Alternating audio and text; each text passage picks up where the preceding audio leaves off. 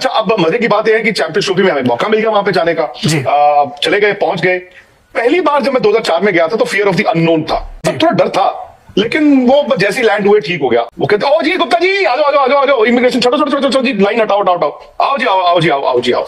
ठीक है जी, वहां चले गए तो सिक्योरिटी वाले जो है वो तस्वीरें खिंचा रहे हैं। उनका ना जी ना, वो अपने ऑफिस में ले गए, उन्होंने कॉल किया होटल को, तो बंदा आया, मैं आ गया, मैं घूम रहा हूँ, मुझे कोई प्रॉब्लम थोड़ी है सौरभ भाई, मुझे शायद कोई सिक्योरिटी का कोई थ्रेट नहीं है। अहमद शहजाद को मैंने फोन किया, जी मैं लाहौर आ गया हूँ, और पायन छाड़ दो जितने भी है हो, फलानी जगह आ जाओ।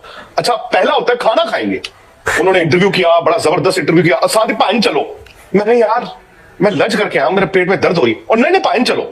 वो रात का खाना खाया। और मैं सच बताऊं आपको, और मैं आपके चैनल पे मतलब अपनी ऑर्गेनाइजेशन है ललन टॉप, कन्फेशन है एक, मैं जस्टिस नहीं कर पाया वहां पे।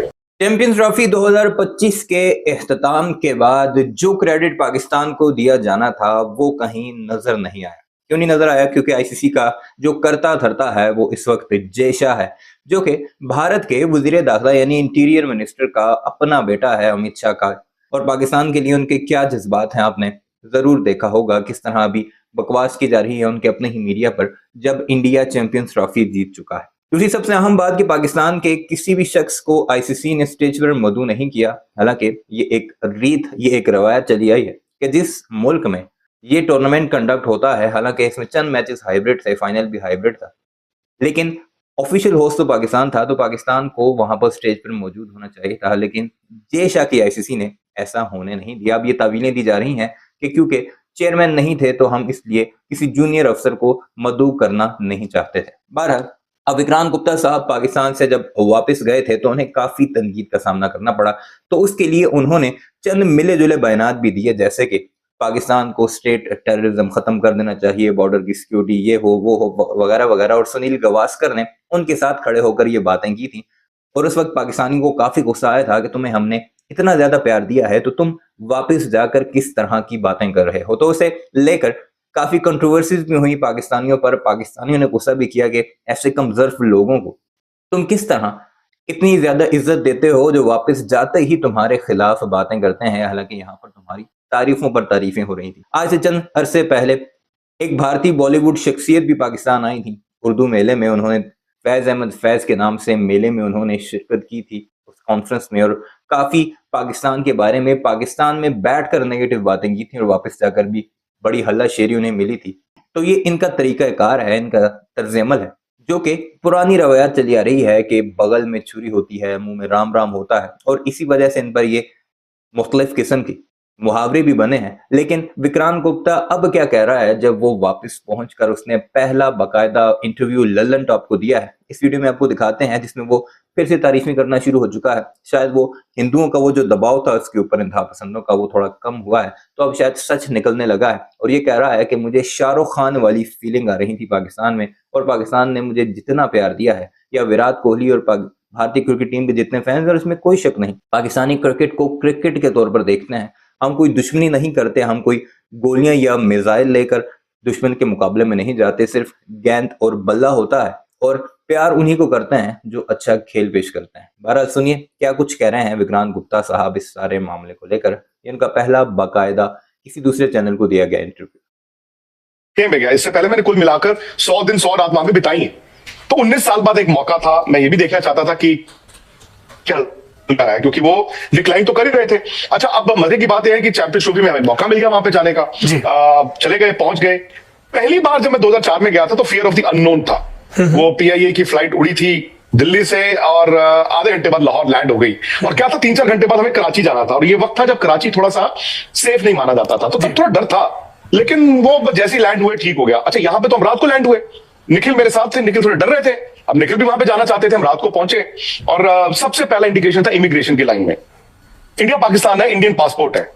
वो कहते ओ जी गुप्ता जी आ जाओ आ जाओ आ जाओ आ जाओ, इमिग्रेशन छोड़ो छोड़ो छोड़ो जी, लाइन हटाओ हटाओ हटाओ, आओ जी आओ आओ जी आओ आओ जी आओ। ठीक है जी, वहां चले गए तो सिक्योरिटी वाले जो है वो तस्वीरें खिंचा रहे हैं। मैंने कहा यार अब मतलब क्या कर सकते हैं। फिर वहां गए तो हमारी टैक्सी नहीं आई, रात के ये 2:30 बजे की बात है, हमारी जो होटल से कार आनी थी वो आई नहीं। तो जो एयरपोर्ट मैनेजर थे वो अपने ऑफिस में ले गए हमें, हमने कहा हम टैक्सी कर लेंगे।